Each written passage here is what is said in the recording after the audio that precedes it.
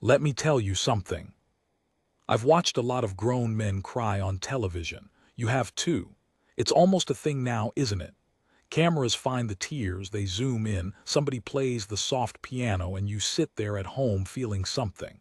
Half the time it's real, half the time it isn't. This one was real. I know because I was in the room. Not the front row, not the seat with the little reserved card on it. I was the guy near the back with the headset, the one nobody's looking at, holding a clipboard I didn't even really need. Crew. Furniture, basically. You become invisible after a while in that job, and you start to like it because invisible people get to see everything. And what I saw that afternoon, I've never been able to shake. The man on that stage was Otis Bell. Maybe you know the name. Big American talk show host. Bald head he'd polish with a handkerchief between takes like it was a trophy. Gold tooth way in the back you'd only catch when he threw his head back and laughed, and Lord, that man could laugh. He had a laugh that filled a building. You'd hear it through 3 walls. 22 years on daytime television, and he'd seen it all. The surprise weddings, the long-lost twins, the puppy reveals, the makeovers where some tired mom of 4 walks out in a new dress, and the whole audience loses their minds. Otis had a saying. He'd point that big finger at the camera and go, "I don't cry on my own show. That's your job, baby. You cry, I'll hold the tissues." He'd never broken it, not once, not in 22 years. I'd been on his crew for 6 of them, and I'd watched him stay dry through stuff that would have put most people on the floor. He had this wall. You could see it go up behind his eyes when a story got too heavy. He'd swallow once, do this little tap on the desk with 2 fingers and keep moving. The wall held. Until that Thursday. Okay, let me back up. Because to understand what happened in that studio, you have to understand what happened first, an ocean away, on a gray morning in London, about a year before any cameras were rolling. That's where the real story lives. That's where he lives, the guard.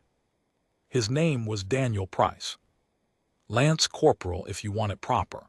But everybody who knew him, and not many did, he wasn't the kind you knew easily, everybody called him Danny. 26 years old. From a little gray town up north where it rains sideways and the football team always loses and the pubs close too early. The kind of place people leave. His dad worked the buses. His mum cleaned offices at night and came home smelling of bleach and somebody else's cigarettes. Danny was the one who got out. Joined the army at 18 because, he used to say, the recruiting poster looked warmer than his bedroom in January. He wasn't a hero type. I want you to understand that right now before anything else.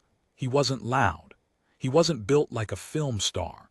He had ears that stuck out a little, and a way of going quiet in a room that made people forget he was there. Same as me, I suppose.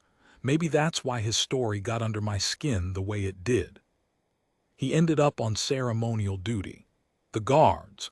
You've seen them, the tall black bearskin hats, the red tunics, standing dead still outside the palace while tourists wave their hands in front of their faces trying to make them blink. People think that job is easy, standing around looking pretty. It is not easy. Danny used to say it was the hardest thing he ever did, and he'd done a tour in places he wouldn't talk about. You stand in one spot, 3 hours sometimes. Heat, cold, rain running down inside your collar, and you cannot move, cannot scratch, cannot tell the kid in the football shirt to stop screaming in your ear, cannot react. You learn to live behind your own face like it's a window you're standing inside of, looking out, never opening. You'd be amazed, he told a reporter once much later, what people will do when they think you're not really a person. But I'm getting ahead of myself. The morning it happened was nothing. That's the thing nobody tells you about the worst day of your life. It starts like all the others. No music, no warning bell. It was a Tuesday in early autumn. London does this thing in autumn where the sky just goes the color of an old coin and stays there. Not raining, not clearing, just gray, hanging over everything like a wet blanket somebody forgot to bring in. This wasn't right at the palace. This was further over, near the big park, Hyde Park, that great green lung in the middle of the city where the joggers go, and the tourists feed the squirrels and the carriage horses clip-clop past with their backs all shiny. There's a stretch near one of the grand old arches where the guards rotate through on certain mornings, a ceremonial post, a bit of pageantry for the visitors. Horses too, sometimes. The mounted lads in their plumed helmets. Danny was on foot that day, standing his post near the arch, the traffic going by in that slow London grumble, the buses sighing at the stops, a busker somewhere down the path murdering a Beatles song on an out-of-tune guitar. Ordinary, so ordinary. There were tourists everywhere. There always are. A school group in matching yellow caps, the teacher counting heads and losing the count and starting again. A couple of newlyweds, you could tell, the way they kept stopping to take pictures of nothing. An old man feeding pigeons from a paper bag, which you're not supposed to do, and the pigeons knew it and loved him for it. And there was a little girl. I keep coming back to the little girl because Danny did too, every single time he told it. She was maybe 5, 6 at most. Red coat with the hood up even though it wasn't raining. She had one of those windmill toys on a stick, the kind that spins when you run with it, and she was running in big lazy circles near the railings making it go, completely lost in her own little world the way kids that age get. Her mum was on a bench a little ways off, head down, doing the thing we all do now, scrolling, trusting the world to hold still for 30 seconds. Danny clocked the girl. He told me that, well, he told the reporter and I read it, and later I heard him say it himself, and I'll get to that. He clocked her the way the guards clock everything without seeming to. Behind the still face, the eyes are always working. He'd noticed the windmill. He'd noticed she was getting closer and closer to the curb with each loop, the way kids drift, like little boats with no anchor. And then the morning ended. I'm going to tell you what happened, but I'm not going to dress it up. It doesn't need it, and the people who were there don't deserve to have it turned into a movie. There was a sound. People who lived through it all describe it differently, which is strange. You'd think a thing that big would sound the same to everyone. Some said it was a crack, sharp, like the whole sky splitting down the middle. Some said they didn't hear it at all, that it was more of a punch, something that went through you instead of into your ears. The old man with the pigeons said it felt like the ground had jumped up and slapped the bottom of his feet. A device, somewhere near the road, near a bin or a parked car. The details came out later and they don't matter for what I'm telling you. What matters is the second after. Because in the second after a sound like that, the whole world does the same thing. It runs. Every instinct a human being has, every wire God put in us going back to the caves, all of it screams one word and the word is away. People scattered. The school kids in the yellow caps screaming, the teacher grabbing fistfuls of them. The newlyweds gone, just gone. The busker dropped his guitar and you could hear it land, this stupid sad little jangle of strings under all the chaos. Glass coming down somewhere like rain made of knives. Car alarms, all of them at once, a horrible chorus. And underneath it, that low animal noise a crowd makes when it stops being a crowd and becomes a stampede. Everyone ran. Everyone except 2 people. The little girl who'd frozen, 5 years old, red coat, windmill stick gone still in her hand, standing in the open near the curb with smoke starting to roll across the path toward her, too shocked even to cry. Just standing, looking around for the one face that was supposed to fix this, and her mum was. Her mum was down, knocked off the bench by the blast, the phone gone, scrambling up but stunned, that terrible half-second where your body won't do what your heart is screaming at it to do. And Danny, Lance Corporal Daniel Price, 26 years old, ears that stuck out from the gray town up north. He did not run. Now, here's the part I've thought about more than almost anything in my life, and I've had a lot of years to think about it. He could have run. Listen to me, he should have run. By every rule that keeps a person alive. There could have been a second device, there often is. That's the whole evil design of these things. The first one is the bait, and the second one is for the people who come to help. He'd been trained on that. He knew that. Knowing it is what makes what he did so hard to even talk about without my throat closing up. He knew, and he went toward the smoke anyway. People who saw it, and afterward plenty had, you'd be amazed how much the human eye catches even while it's running. They all said the same thing. They said the red coat in the gray morning, this tiny still spot in a world that had turned into pure motion. And then a second red, bigger, the tunic, the guard breaking from his post, moving fast and low across the open ground toward the child. A guard isn't supposed to break post. You have to understand what that means to a man like Danny. That post is everything. The stillness is the whole point of him. To move is to fail at the one job he had. There's a discipline in those men so deep it's almost frightening. And on that morning, Daniel Price took every bit of that discipline and he threw it on the ground, because there was a 5-year-old in a red coat standing in the path of God knows what, and some things are bigger than the rules. Some things are the rules, the real ones, the ones underneath. He reached her. Witnesses said he didn't even slow down, just scooped, the way you'd scoop a kid out of a swimming pool, one arm under, folding her into his chest, turning his own body, his own back, toward the smoke and whatever might still be in it, making himself the wall, the shield, the thing between her and the worst the morning had to give. And he ran.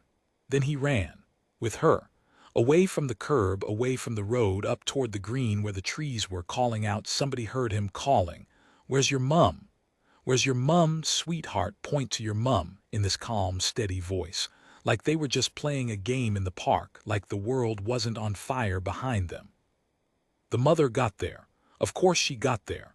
A mother will crawl through anything. Danny put the girl into her arms, this little red bundle, and the mum was making a sound that isn't really a word, just a sound, and Danny, and this is the part that gets me, Danny just nodded. Once, like a man tipping his hat, and then he turned back around. Toward the smoke. Because there were other people, that's the thing. There are always other people. I'll stop the story here for a second, because I need to, and so do you probably. I told you this story lives a year before any cameras, and it does. What happened near that arch was over in maybe 90 seconds, and the news ran it for about 2 days the way the news runs everything now, and then the world moved on the way the world does. There were headlines. Hero guard, all that. They love a hero for a Tuesday. But here's what I learned, watching all of it unfold and then watching what came after. Danny Price hated the word hero. Hated it like it was an insult. Wouldn't do the interviews mostly. Wouldn't take the morning show sofas, wouldn't take the money people quietly offered. He went quiet again, the way he was good at, slid right back behind that window in his own face. There was one interview, just the one.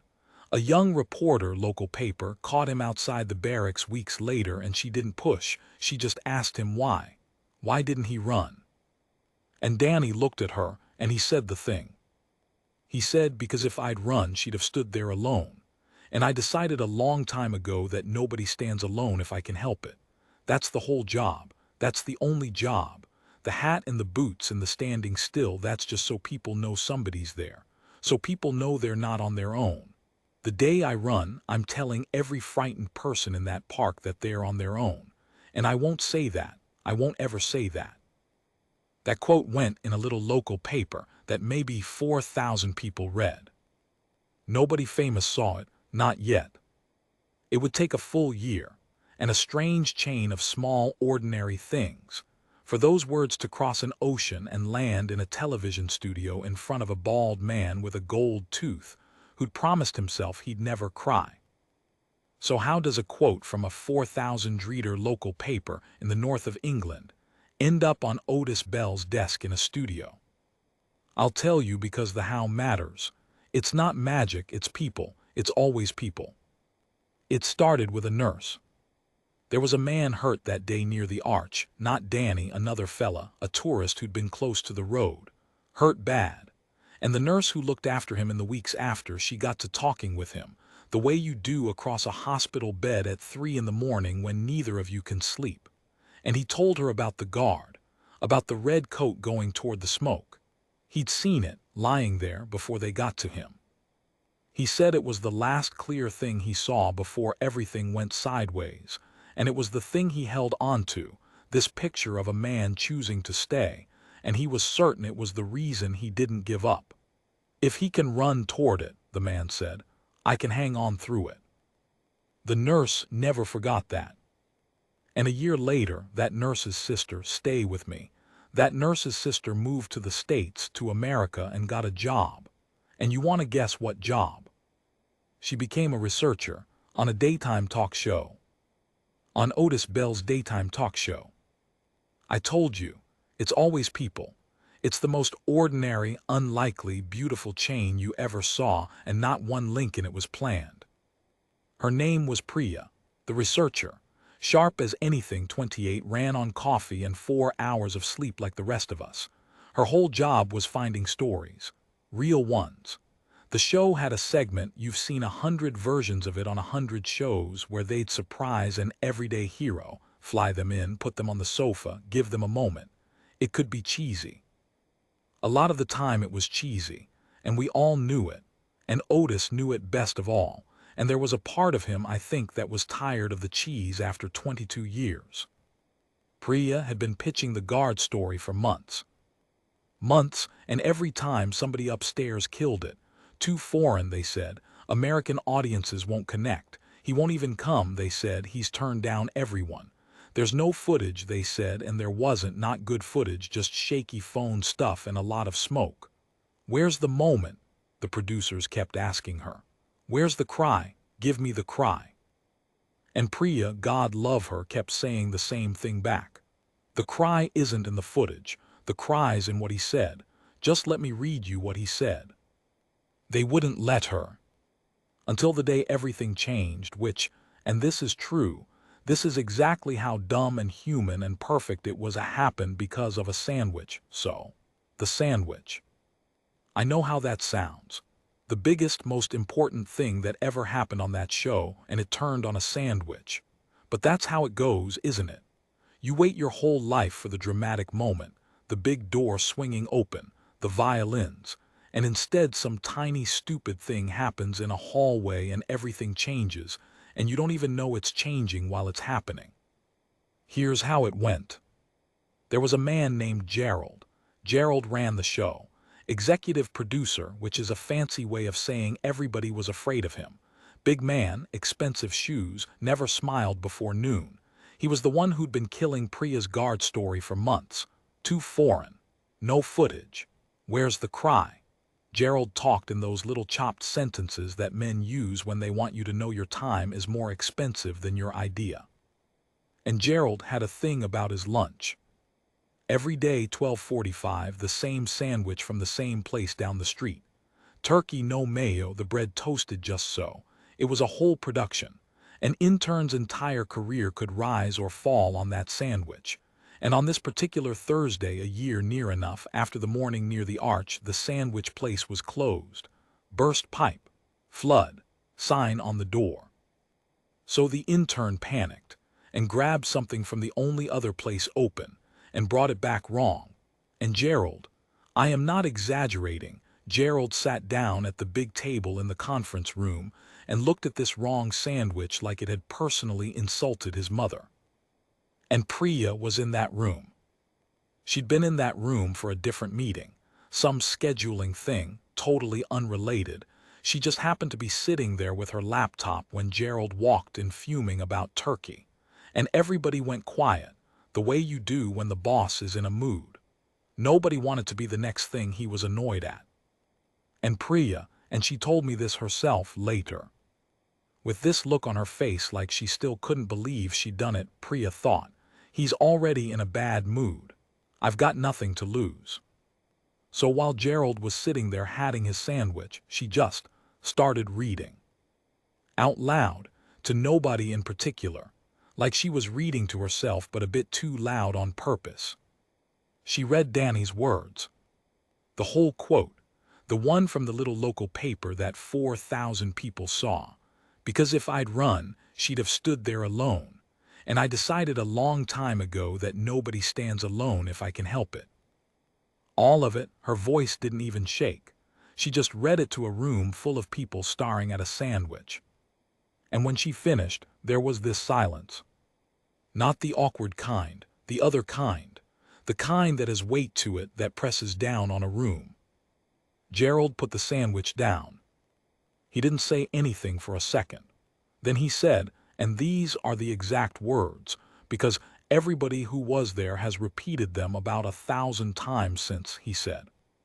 "Read it again." And she did. And when she finished the second time, Gerald, big scary Gerald with the expensive shoes, looked down at the table, and he was quiet for a long while. And then he said, real soft, not his usual chopped voice at all, "My daughter's that age, 5. That was it. That was the whole thing. He didn't say yes, do the segment. He didn't have to. He just got up, left the wrong sandwich sitting there, and on his way out the door he said, get him. I don't care what it takes. Get the guard." And the story that had been dead for a year was suddenly alive. Getting Danny, though. That was a war. I want to be honest about how hard it was because I think it matters. We're so used to these shows where the hero just shows up, all grateful, ready for his moment. Like everybody's been waiting their whole life to be on television. And the truth is the people most worth putting on television are usually the ones who want it the least. Danny said no. He said no the first time Priya emailed. He said no the second time. The third time he didn't even reply, which is its own kind of no, the loudest kind.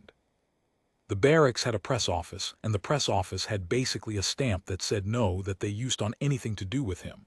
Because by then there'd been book offers and film people and a soft drink company.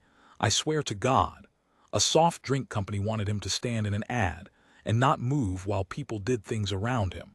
Just like your real job. And Danny had said no to all of it, and you could feel the press office bracing every time a new one came in.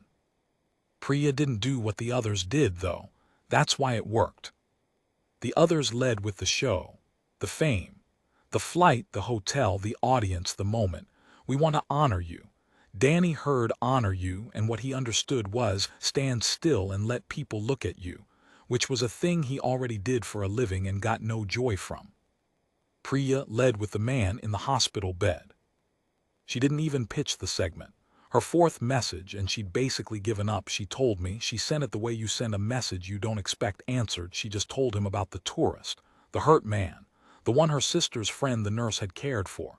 She told Danny what that man had said. If he can run toward it, I can hang on through it. She told him the man lived, that he had 2 kids, that he'd named the thing he held onto in the dark, and the thing was Danny. She wrote, "I don't need you to come on a show. I just thought you should know what you did kept going after you walked away. It didn't stop when the smoke cleared. It's still going. I thought you'd want to know that, that's all." And she hit send and closed her laptop and went to bed thinking that was the end of it. He replied at 4 in the morning her time. 3 words. Is he okay? Not what's the show, not what do I get, just is he okay? The hurt man, the stranger, a year later, 4 in the morning, is he okay? That's when Priya knew. Not that he'd come. She still didn't know that. But she knew she had the right man, and she knew the way in, and the way in was the only way in there ever is with people like that. It was never going to be about him. It was going to be about everybody else. It took 3 more weeks. 3 weeks of Priya not pitching a show, just talking. Email, then calls. About the hurt man who was called Brian, by the way, and who did get put in touch with Danny eventually. And the 2 of them apparently talked for 2 hours the first time. 2 strangers, and Brian's wife cried in the next room listening to it.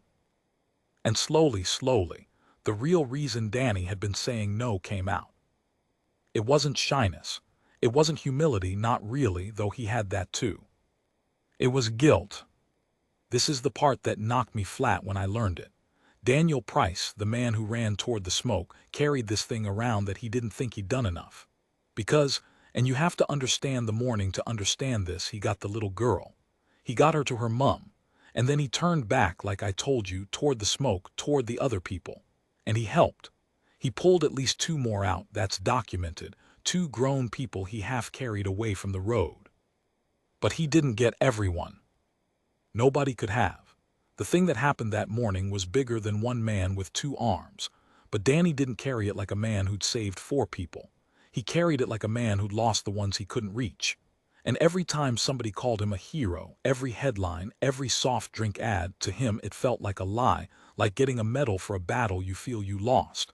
That's why he hid. The word hero didn't feel like praise to him. It felt like an accusation he couldn't answer. He told Priya this near the end of the 3 weeks on a phone call at some ungodly hour, and she didn't try to argue him out of it. That's the other thing she got right. She didn't say, "Oh no, you're wonderful, you saved so many." He'd heard all that. It bounced off him like rain off the bearskin hat. What she said was, "Then come and say that." He went quiet. She said, "You think we want a hero on the sofa. We don't, I don't. I want the man who couldn't save everyone and went back anyway. That's the story, not the part where you're brave. The part where you were scared and went back. The part where you still think you failed. Come and say that out loud, Danny, because there's a kid out there right now somewhere who froze when something went wrong and didn't go back. And he's been hatting himself for it ever since. And he needs to hear a man like you say that going back even once, even scared, even when you can't save everyone, that it counts. It counts, Danny. Come and tell him it counts." There was a long silence on that line. And then Daniel Price, who had said no for a year, said, "When do you need me?" I remember the day we found out he was actually coming. The whole building changed. You could feel it. There's a different electricity around a thing when it's real, when it's not just another segment. I'd never seen Gerald like that.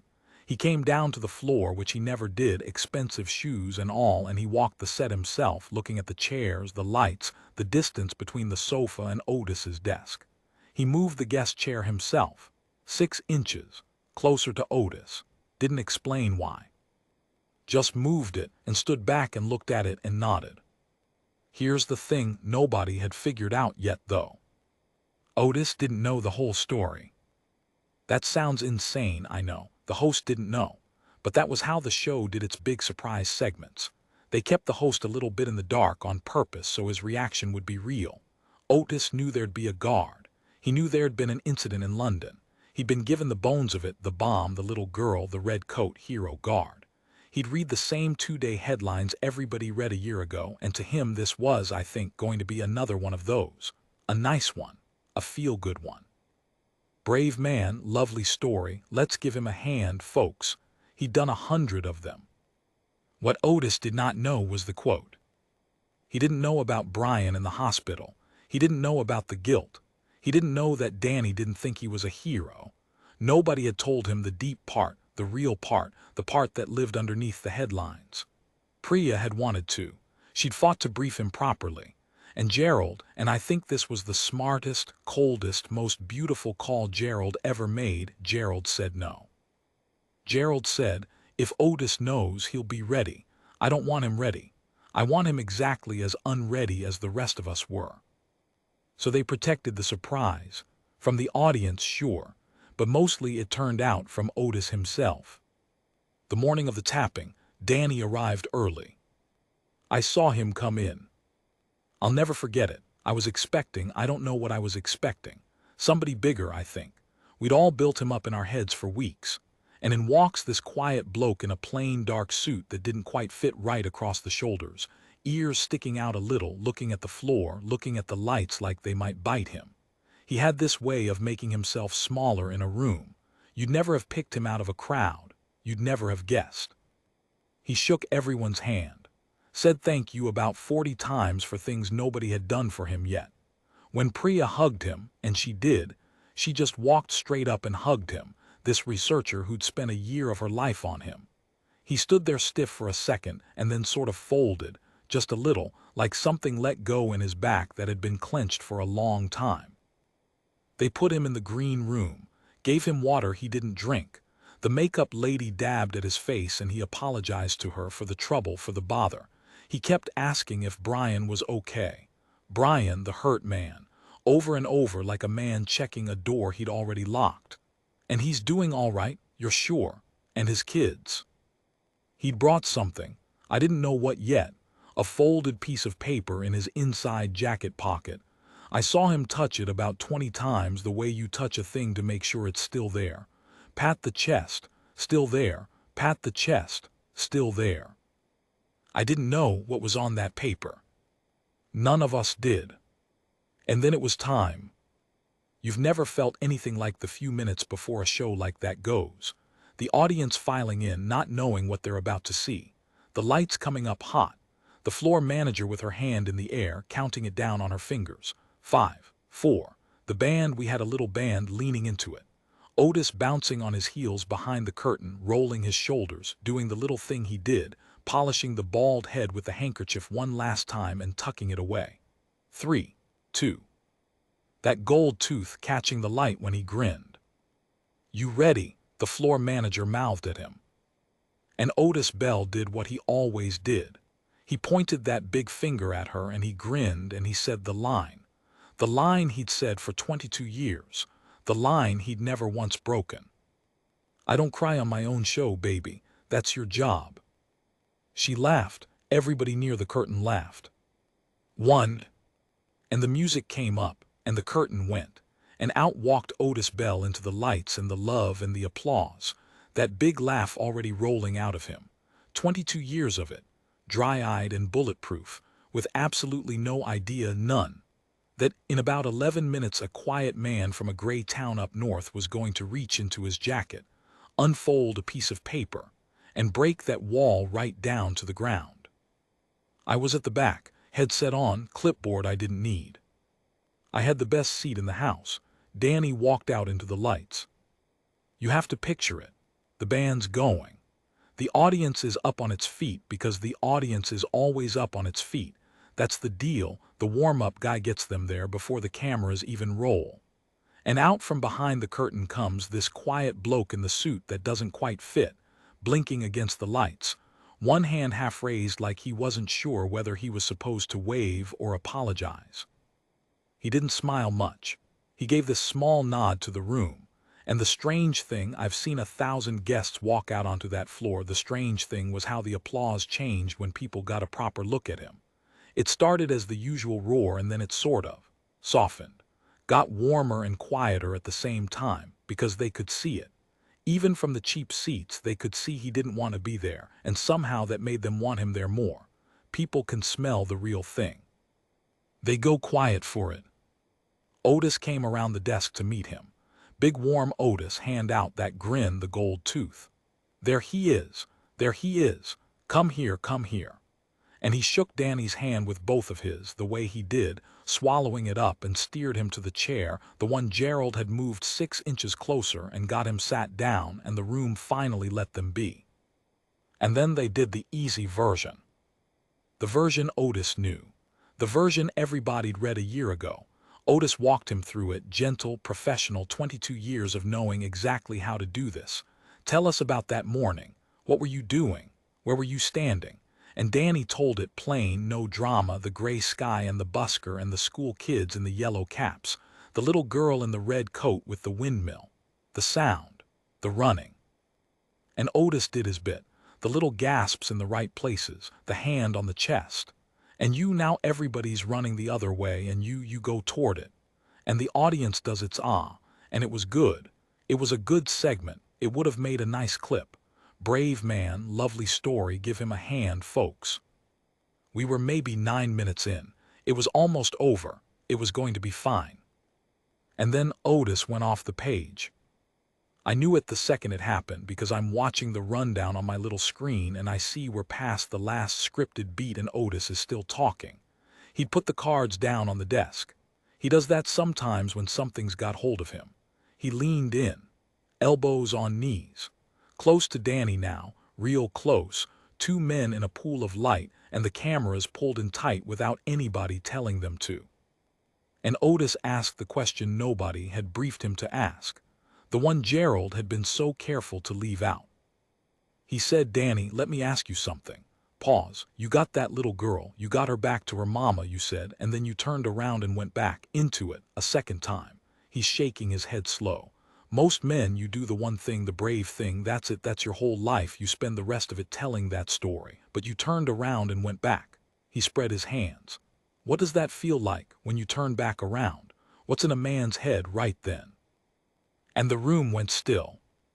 And Danny didn't answer right away. He looked down at his hands, those big plain hands, and I watched him do the thing I'd seen in the green room. His own hand came up and patted his chest. The inside pocket, the paper, still there. And he said, very quietly, into a silence you could have heard a pin drop into, "It doesn't feel like bravery. I want to say that. Everybody keeps using that word and it's the wrong word." He looked up at Otis. "When I turned back around, all I could think was, I'm not enough. There's too many. I've got 2 arms and there's too many people and I'm not going to reach them all. That's what's in a man's head. Not bravery, arithmetic, terrible arithmetic. You do the sum and you already know you're going to lose and you walk into it anyway." You could feel the whole studio stop breathing. "I didn't get everyone," Danny said. They want me to be the man who saved the day. I didn't save the day. The day was already lost. I went and got who I could reach, and I have spent a year near enough with the faces of the ones I couldn't reach every night when I close my eyes." He swallowed. "So when people clap for me, I'll be honest with you, I don't hear clapping. I hear the ones I missed. That's the truth of it. That's why I stopped doing these. Because everybody wants the hero, and I'm not him. I'm just the bloke who couldn't carry everyone and couldn't make peace with it." Otis didn't say anything. For the first time in 9 minutes, Otis Bell, who always had something, who'd filled 22 years of airtime, who never met a silence he couldn't warm up, Otis had nothing. He just sat there, and I saw his jaw working. I saw the wall, the famous wall, the one I'd watched hold through everything for 6 years. I saw it take the first hit. And then Danny reached into his jacket and took out the paper. "Can I read you something?" he said, not really a question. "I wrote something on the plane, I nearly didn't bring it. I'm not good at the talking, the live stuff, so I wrote it down in case I froze." A tiny breath of a laugh, no humor in it. "Funny, me, freezing." He unfolded it. His hands weren't quite steady. I could see the creases where he'd folded and unfolded it 100 times. "It's not for you," he said to Otis. "I mean, no offense, it's not for the show. It's not even really for the people I pulled out. They know I've told them." He looked for just a second out past the lights into the dark where the audience was. "I wrote it for someone I've never met. Somewhere out there right now there's a person, a kid maybe, or maybe not a kid, who was somewhere when something went wrong. A fire, a crash, a bad night. And something in them said run and they ran, or they froze. Or they didn't go back, and they've been carrying it ever since, hating themselves. The way I hate the part of me that wasn't enough." He smoothed the paper. "This is for them, can I?" And he read it. "I'm going to tell you what was on that paper as best I can. I can't give it to you word for word. I'm not going to pretend my memory's that good. And anyway, some of it I think belongs to him. But I'll give you the shape of it, because the shape is what mattered." He'd written, more or less, "If you ran, I'm not going to tell you that you were brave. You weren't. I wasn't either. We were both terrified, you and me, and terror isn't a thing you choose. It's just whether it comes down on you and you can't stop it. But here's what I've learned that I wish somebody had told me a year ago. Going back doesn't undo the running. You don't get to erase it. The ones you didn't reach stay not reached. That's the part nobody says, that it doesn't heal clean, that you carry it, that some mornings you wake up and it's the first thing waiting for you. And still, going back even once counts, even scared, even too late, even if you only reach one, even if you reach none and just go and stand in it so that nobody's standing in it alone. It counts. It's not nothing. It's the opposite of nothing. Because the worst thing in the world isn't being hurt. I've seen hurt. The worst thing in the world is being hurt and looking up and finding out that everybody ran, that you're alone in it. That's the thing that breaks a person. So if you froze, go back next time. And if there's no next time, Then forgive the version of you that froze, because he was just a person in the weather, doing arithmetic he was always going to lose. Nobody stands alone if I can help it. That was always the whole job. Turns out it's not just the Army's job, it's everybody's. It's yours now too. Go back even scared, especially scared. That's all, that's the message. I'm sorry it took me a year to be able to say it. And he folded the paper back up. And he looked at Otis. And Otis Bell was gone. I have never, in 6 years on that crew, in my whole life watching that man, seen anything like it. The wall didn't crack. It didn't crumble. It just wasn't there anymore. Otis had his hand over his mouth and the tears were just running openly down that big face off his jaw, and he wasn't trying to stop them, wasn't reaching for the handkerchief, wasn't doing the little 2-finger tap on the desk. He just sat there and let it happen in front of the cameras and the audience and the whole world. 22 years of "that's your job, baby," gone, washed clean off him. The audience was gone too. You could hear it. Not loud crying, the other kind, the kind a big room does when it's all feeling the same thing at the same time.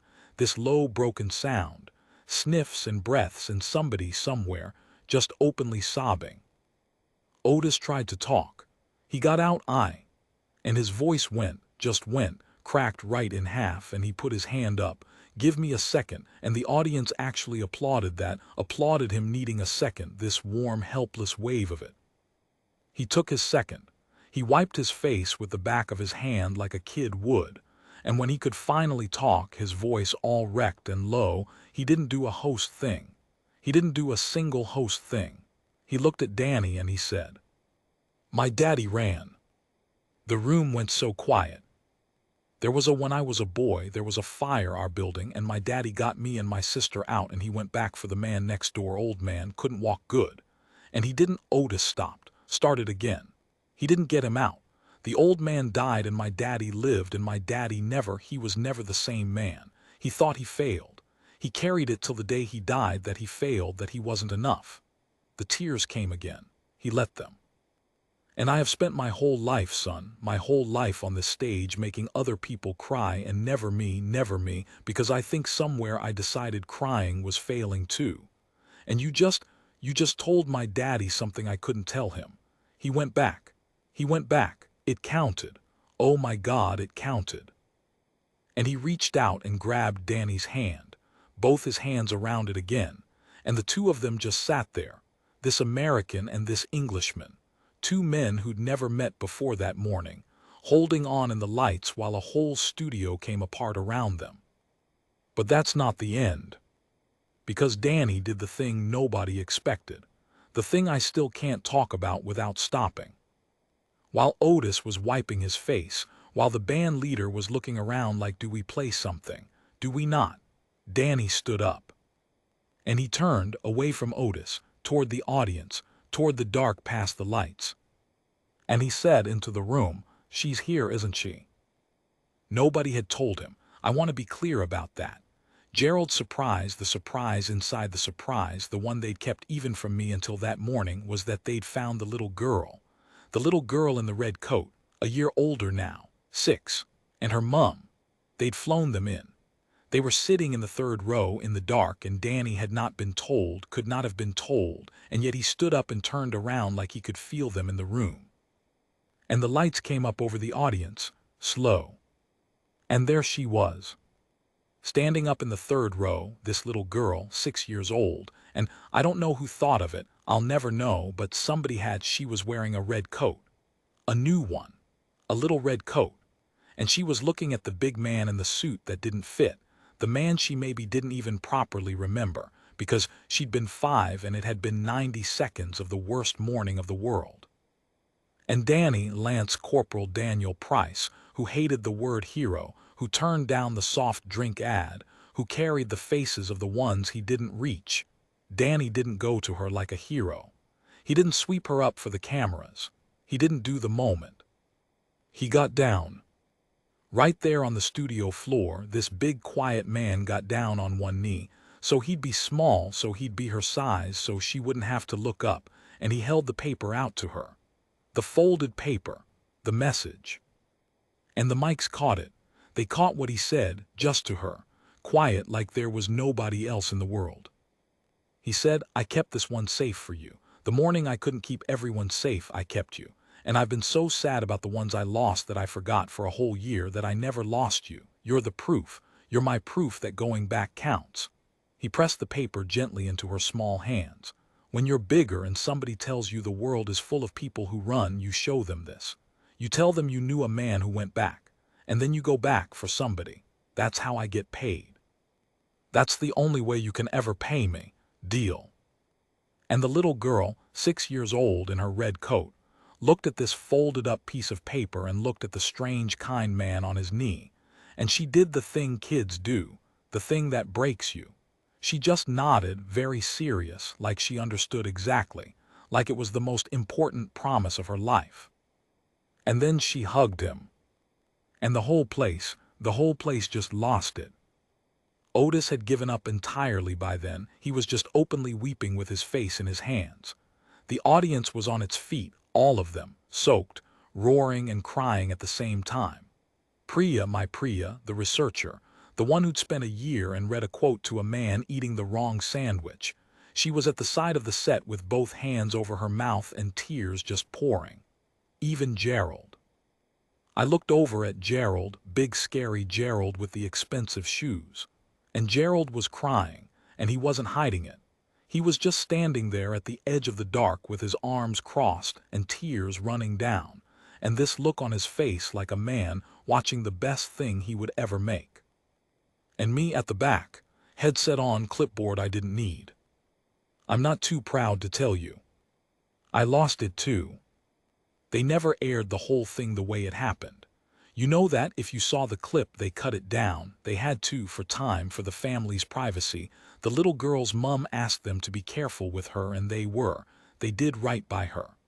The version that went around the world is maybe 4 minutes. The big man crying. The guard's message. The little girl in the red coat. It got watched. God, it got watched. Hundreds of millions, you probably saw it. You might have cried at it yourself at your kitchen table on your phone and not known the half of what was underneath it. The sandwich. The nurse. Brian in the hospital bed. The year of saying no. The guilt he carried that the cameras never even caught. Otis Bell did one more thing after. He started a foundation, small, quiet. No big gala for the families of first responders and for the ones, he said, who went back and didn't make it, and the ones who went back and never forgave themselves. He runs it still. He cried on his show maybe 3 more times after that in the years that followed, and every time, somewhere in the building, somebody would say the wall's down for good now, and they were right, and nobody minded. Turns out a man who'll cry is better at his job, not worse. Turns out the wall was never strength. The wall was just fear in a nicer coat. And Danny went home. Of course he did. Back to the gray town, near enough back to the quiet. He didn't get famous, not really, not the way the world makes people famous now. He didn't want it. Last I heard he was training young soldiers, the new ones, the scared 18-year-olds who joined because the poster looked warmer than home. And they say, I don't know if it's true, but they say that the first thing he teaches them before the drill, before the standing still, before any of it, is this. Nobody stands alone. Not on my watch and not on yours. That's not a rule. That's the whole reason there's a uniform at all. I think about that morning near the park a lot.